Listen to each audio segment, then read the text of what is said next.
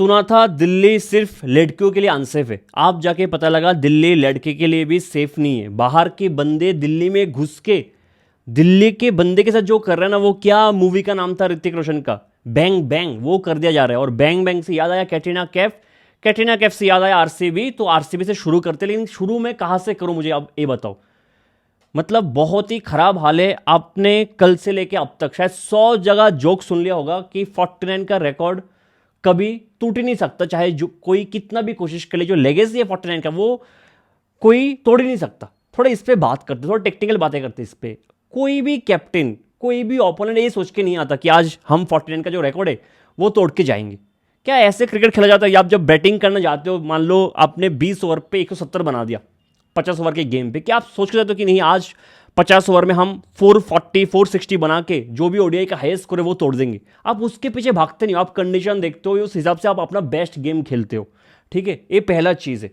कोई भी कैप्टन इस हिसाब से जाता ही नहीं, रिकॉर्ड के पीछे भागता ही नहीं है। दूसरा चीज़ है, हेजलवुड और भुवनेश्वर कुमार ने 3-3 ओवर पावर प्ले में डाल दिया था। ठीक है, एक तो आपको पता होना चाहिए कि इनकी उम्र हो गया है। ठीक है, they are not 20-25 years old kid कि चलो 4 ओवर लगातार डाल दो, नहीं ना, 3-3 ओवर डाल दो। दोनों ने इतना इंटेंसिटी, इतना एफर्ट डाला है उस 3-3 ओवर में, इनको थकान हुआ होगा, इनको भी ब्रेक चाहिए, वो भी इंसान है, और age is not helping them. समझ में आ गया ना आपको?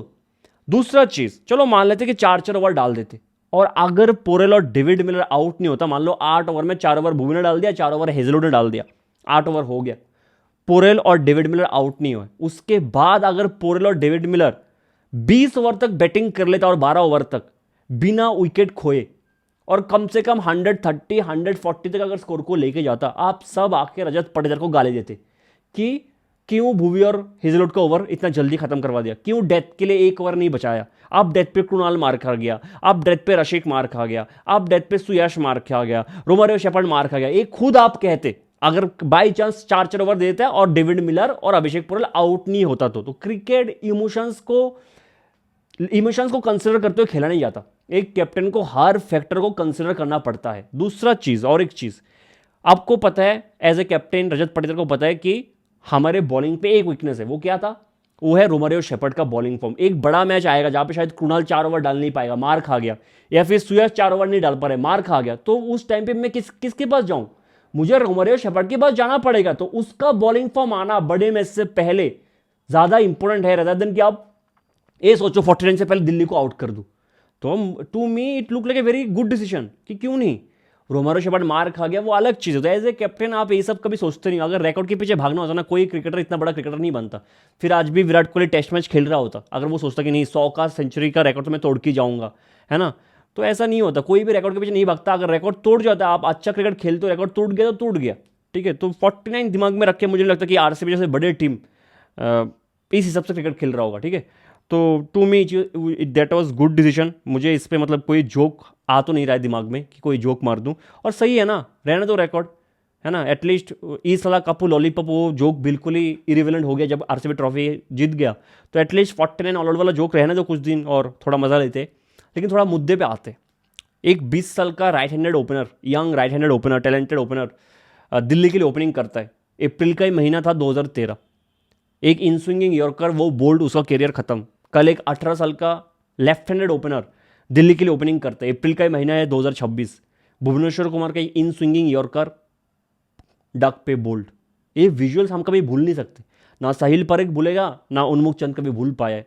तो हम सब ने ये चीज़ देखा और मुझे तो एग्जैक्टली वो क्लिक हुआ कि मतलब कैसे दिल्ली के साथ हमेशा कैसे होता है। और एक अगर मैं बोलूँ, बुरा मत मानो, कि ऋतुराज गायकवाड़ ने एक बार ट्वीट किया था, जब क्या नाम था उसका, कुलकर्णी जो ओपनर है एलएसजी का, क्या नाम है, अश्विन कुलकर्णी जो भी है एलएसजी में, जो महाराष्ट्र का ओपनर है ऋतुराज गायकवाड़ के साथ। ऋतुराज भी अपने पहले मैच में डेब्यू पे 0 पे आउट हुआ आईपीएल में, कुलकर्णी भी 0 पे आउट हुआ, साहिल परख भी 0 पे आउट हुए। और ऋतुराज का वो ट्वीट याद आ गया, जब महाराष्ट्र के बैट्समैन 0 पे आउट हुआ है डक पे पहले मैच पे, वो हमेशा बड़ा प्लेयर बनता है। वो तो हम आगे देखेंगे क्या करता है। बट दिल्ली कैपिटल्स की प्रॉब्लम क्या है उस पर थोड़ा बात करते हैं। तो मैच पे तो कुछ बात करने के लिए है नहीं, लाइक रखा नहीं है दिल्ली कैपिटल्स, लेकिन प्रॉब्लम्स बहुत है। अगर आप इस टीम को देखोगे ना, पिछले 2 साल, मतलब पिछले साल जो टीम था अभी भी कोर टीम सेम ही है। 1-2 नया एडिशन हुआ है, लुंगी एंगडी आया है, अकीब ने भी आया जिसने 2-3 मैच खेला, एक निशंका आ गया टॉप ऑर्डर में। बाकी टीम तो जो पिछले साल था वही है, स्पेशली प्लेइंग 11। तो प्रॉब्लम क्या रहा है? पिछले साल भी हमने कहा था कि बहुत बैलेंस टीम है, बॉलिंग बहुत अच्छा है, ऑलराउंडर अच्छे है, टॉप ऑर्डर अच्छे है। इस बार भी सेम चीज़, बहुत बैलेंस टीम हम कह रहे थे। तो इनका जो पैटर्न है वो ही बहुत खराब है। पिछले साल इन्होंने स्टार्ट किया था क्या कि के एल राहुल अगर नंबर 3 पे खेलेगा वो टीम के लिए बेटर है, एंड पे आता था के एल राहुल ओपनर बन गया, उनके लिए बहुत बढ़िया है। अब नंबर 3 इनका रोज चेंज होता है, कभी करुण नायर, कभी नीतीश राणा, कभी नीतीश राणा बाहर, कभी अंदर, कभी बाहर, कभी बाहर। मैं सोच रहा हूं, मैं रिव्यू के टाइम पे जब दिल्ली का रिव्यू किया था उसके बाद से हर मैच पे दिल्ली का जब जब मैच हुआ, मेरा एक लाइन तो मेरे मुंह से हमेशा निकला है कि अभिषेक पोरेल कहाँ है? अगर नहीं है तो क्यों नहीं है? एटलीस्ट बोल दो ना, क्या प्रॉब्लम रहा है? अब तो मुझे, कल भी अभिषेक पोरेल नहीं था इस टीम में। आपको ये समझ जाना चाहिए, अभिषेक पोरेल कल नहीं था टीम में। आप मुझे कह रहे हो कि आपने फाइनली डिसाइड किया है कि निशंक को बाहर करोगे और आपका first priority as an opener Sahil Parakh बन गया है। Nothing against this kid, but Abhishek Porel ने ऐसा क्या गलत किया, ये तो मुझे कोई बताए। आपके लिए पावर प्ले में आईपीएल में दोनों सीजन अच्छा रन बना के दिया है, स्ट्राइक रेट अच्छा था, डोमेस्टिक का सीजन बहुत अच्छा गया है, डोमेस्टिक का पिछला सीजन भी बहुत अच्छा गया है। गलत क्या किया? आपकी केल्विन क्लिन की चड्डी चुरा लिया, किसी की बीवी या गर्लफ्रेंड को टेक्स्ट कर दिया व्हाट्सएप में, यू आर लुकिंग प्रिटी ऐसा बोल दिया इंस्टाग्राम में आके। मतलब कुछ तो किया होगा ना उसने, क्या खराब किया है मुझे ये समझ में नहीं आ रहा है कि मतलब अगर अभिषेक पोरेल, अगर मैं अभिषेक पोरेल की जगह होता और मैं 7 नंबर पे बैटिंग करना आता ना, मैं स्टंप, बैट से स्टंप तोड़ के वापस आ जाता कि चलो आप अपना क्रिकेट खेल लो, क्योंकि मैं कल भी नहीं था, अभिषेक पोरेल कल भी टीम का पार्ट नहीं था। एक टॉप ऑर्डर का बैट्समैन नंबर 7 पे आ रहा है कि इनकी जो फट गई है उसको थोड़ा सिलाई कर दूं, आधा सिल दूं, इसलिए आया है, वरना खत्म था इन लोग 2025 में ऑल आउट हो जाता अगर अभिषेक पोरेल नहीं आता तो। कल क्यों नहीं भेजे करुण नेर को? भेज देते करुण नेर को, कल क्यों नहीं भेजा आशुतोष शर्मा को? उस दिन तो चिन्नास्वामी में करुण नेर आ गया था डांस करते करते नंबर 3 पे एज एन इंपैक्ट। कल क्यों नहीं? कल क्यों अभिषेक पोरेल याद आ गया कि अरे नहीं इसको थोड़ा स्विंग विंग खेलना आता है, इसको थोड़ा बहुत ज्यादा मैच्योर बैट्समैन है ना, डिफेंस थोड़ा बेटर स्ट्रांग है ना, नहीं भेजता आशुतोष को, यही था ना दिमाग में। Very sad, very sad. सच में कह रहा हूं, अगर मैं अभिषेक पोरेल होता, आपने मुझे, मैंने सब कुछ सही किया आपके लिए, आप मुझे इतने दिन तक चांस नहीं दिए, आप एक बच्चे को मेरे ऊपर प्रायोरिटी दे रहे हो और मेरे को आप नंबर 7 पे भेज रहे हो जब आपकी फट गई है। मैं स्टाम्प तोड़ के वापस आ जाता बैट से कि खत्म करो ये चीज़, मुझे नहीं खेलना है, अगले साल मुझे छोड़ दो, मुझे रिलीज कर दो, मैं कोई और टीम मुझे खरीद लेगा, तब बाहर बैठूंगा, कोई प्रॉब्लम नहीं है। लेकिन इस टीम के लिए जहां पे आप प्रॉब्लम देखो ना, दिल्ली का पिछले सीजन 7 या 8 ओपनिंग कॉम्बिनेशन था, पिछले सीजन भी फ्लॉप गया था इनका टॉप ऑर्डर, इस साल भी फ्लॉप है। आपको नजर नहीं आ रहा होगा? अगर आप ये स्टैट्स देखोगे, दिल्ली का रन रेट पावर प्ले में सेकंड लोएस्ट है, नंबर 9 पे, नंबर 10 पे एलएसजी, नंबर 9 पे दिल्ली, 8.2 का रन रेट है। द कैच इज एवरेज में सबसे कम दिल्ली, नंबर 10 पे एवरेज में। 19 विकेट दिल्ली ने खोया है पावर प्ले में इस साल, 19 विकेट। इसका साफ साफ मतलब है टॉप ऑर्डर बहुत गंदे तरीके से फेल हो रहा है दिल्ली में। पिछले 2 सीजन का सेम कहानी रहा है, और उसके बाद भी अभिषेक पोरेल को बाहर रखना बार बार बार बार बार बार मेरे समझ से बाहर है। ये टीम मतलब क्या कर रहा है, टू बी वेरी ऑनेस्ट मेरे समझ से बिल्कुल ही बाहर है। और ये डिजर्व करते हैं, जो ट्रीटमेंट कल मिला ना, इससे गंदा ट्रीटमेंट मिलना चाहिए था, मिला नहीं, बच गए ये लोग। क्या अभिषेक पोरेल ने बचा लिया? इनको बचना नहीं चाहिए था। मैंने एक टर्म दिया था अक्षर पटेल को, क्या डरपोक कैप्टन। रोहित शर्मा ने क्या मतलब मजा दिला दिया था कि अक्षर पटेल को कैसे यूज करना है, हर एक कैप्टन को सिखा के गया था। टीम फंसा हुआ है, अक्षर पटेल का एज ए फ्लोटर यूज करो, पहले बैटिंग करने भेजो, शुरू में बैटिंग करने भेजो, 3 पे 4 पे वो अपना काम कर लेगा। विकेट नहीं मिल रहा है, अक्षर पटेल मेरे लिए पावर प्ले में बॉलिंग करके देगा, लेफ्टी हो राइट हो, अक्षर पटेल मेरे को पावर प्ले में बॉलिंग कर देगा। का फील्ड बॉल कहां पे जा रहा है, और हर जगह पे अक्षर पटेल को फील्डिंग के लिए डाल दो, पॉइंट पे चलो 30 पावर प्ले में अक्षर पटेल पॉइंट पे बैकवर्ड पॉइंट पे फील्डिंग करेगा, उसके बाद deep mid wicket, long on long off में अक्षर पटेल फील्डिंग करेगा। ये था रोहित शर्मा ने जो यूज किया अक्षर पटेल का, ब्यूटीफुल। अक्षर पटेल खुद के साथ क्या कर रहे हैं?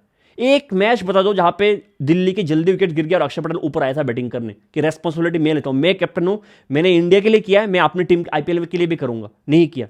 अब मुझे बता दो कि बॉलिंग के टाइम पे ओपोनेंट्स मार रहे हैं, अक्षर पटेल ने कहा नहीं मुझे बॉल दे, 3rd ओवर पावर प्ले में मैं डाल देता हूं, मैं कुछ रेस्पॉन्सिबिलिटी लेता हूं, नहीं ले रहा है वो। एसरेज के साथ जो मैच था, अभिषेक और ट्रेविस जब मार रहा था, यही प्रॉब्लम था अक्षर पटेल का। वो बहुत पता नहीं क्या हो गया यार, टू बी वेरी ऑनेस्ट।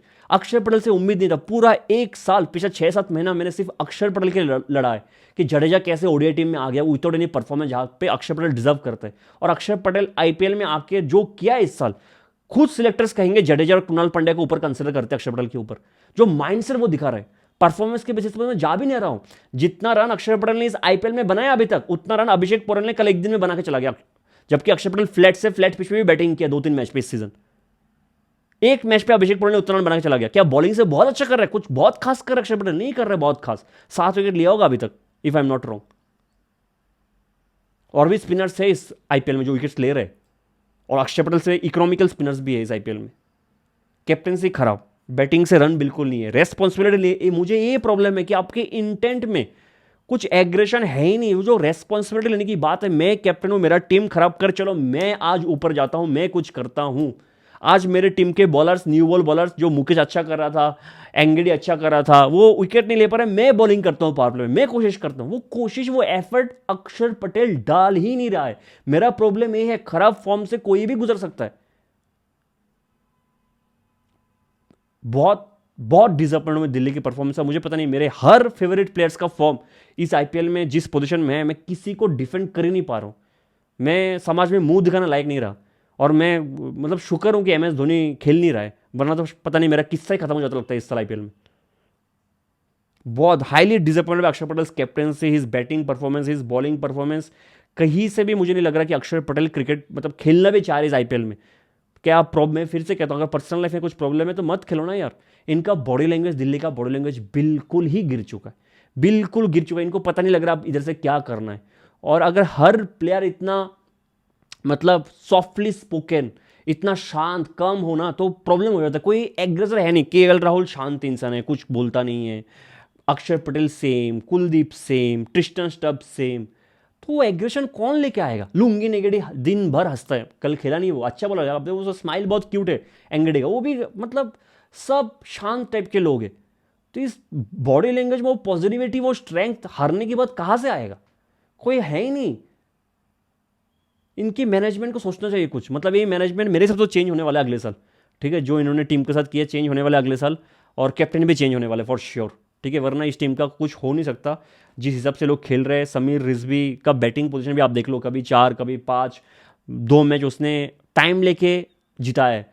फिर उसके बाद उसको भी पता नहीं क्या हो गया, पहली बॉल पे उसको दूर रखता है। अरे तुझे रेज बेट कर रहा है कि नहीं, दूर रख रहा हूँ, तू जा ड्राइव करने, और तू जा भी रहा है। डिसअपॉइंटेड, हाईली डिसअपॉइंटेड जो भी शॉट्स खेला, ठीक है? दिल्ली के बारे में और कुछ बात करने के लायक है ही नहीं, दिल्ली ने छोड़ा ही नहीं, ठीक है?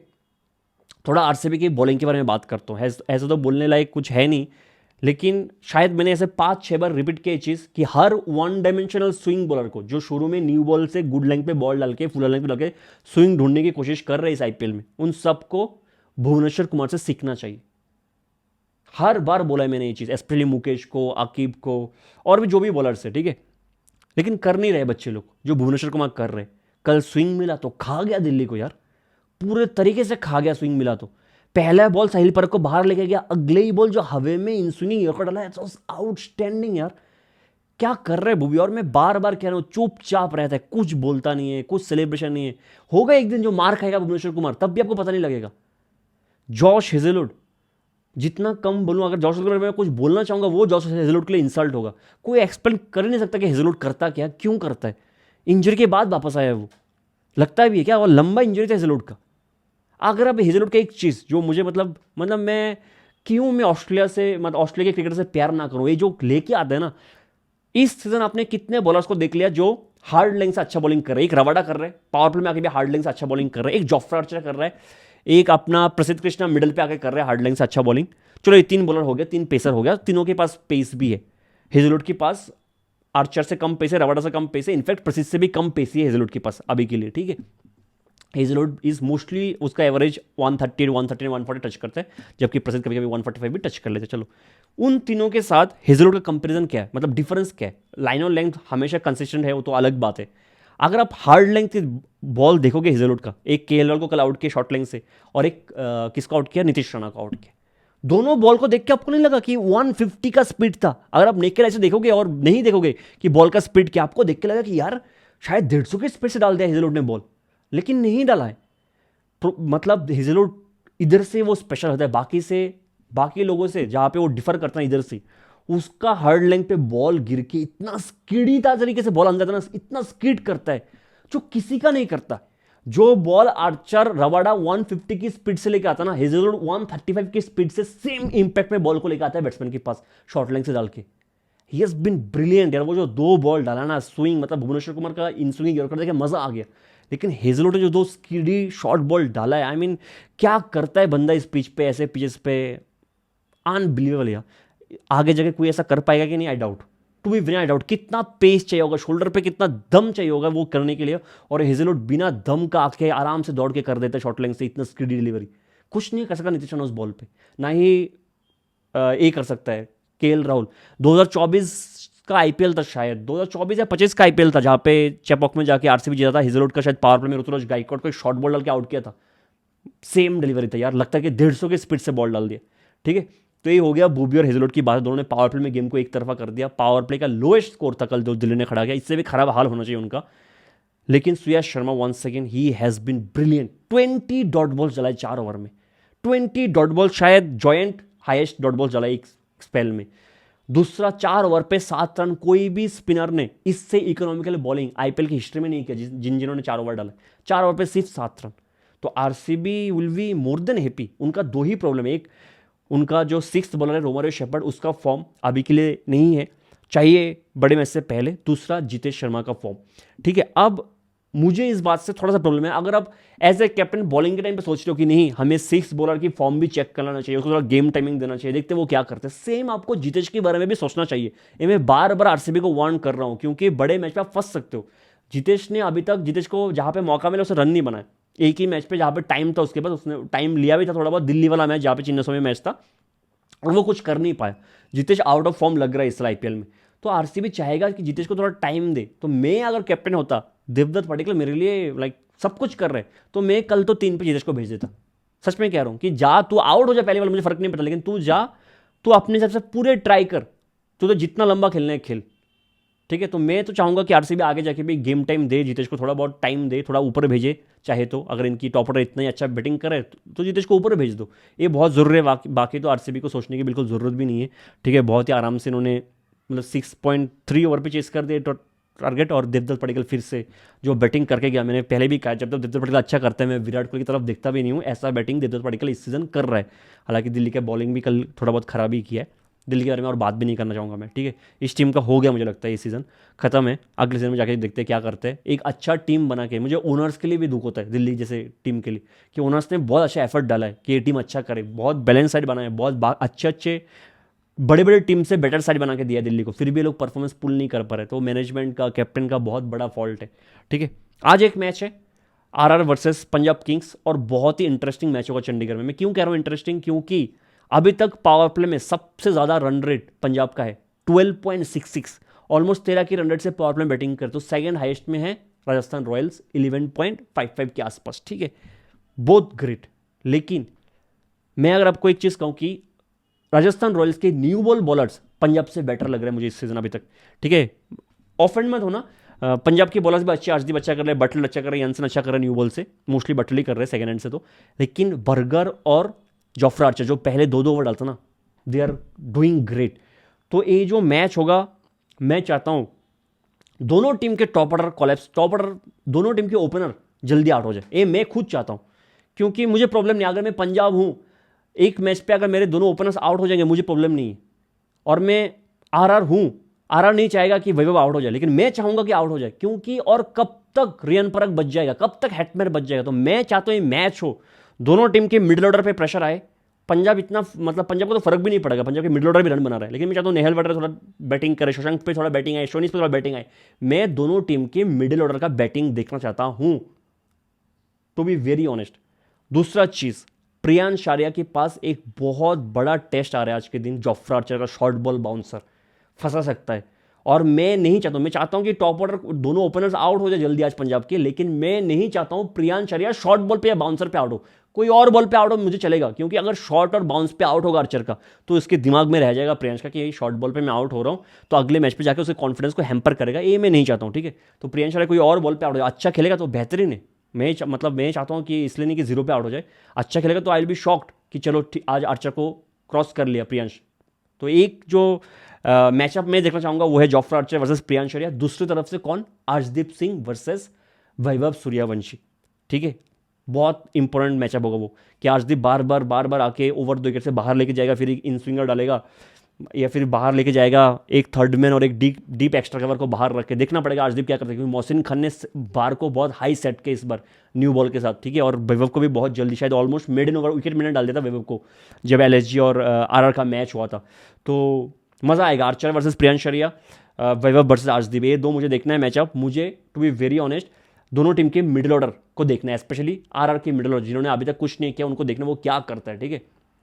दूसरा, जाडेजा का आज बॉलिंग आएगा कि नहीं आई डोंट नो, क्योंकि प्रियांश आर्या, प्रभसिमरन सिंह, कॉनोली, श्रेयस अय्यर, शशांक सिंह, ऐसे 5 बैट्समैन हैं जो एक लेफ्ट आर्म ऑर्थोडॉक्स को आज धागा खोल के रख सकता है।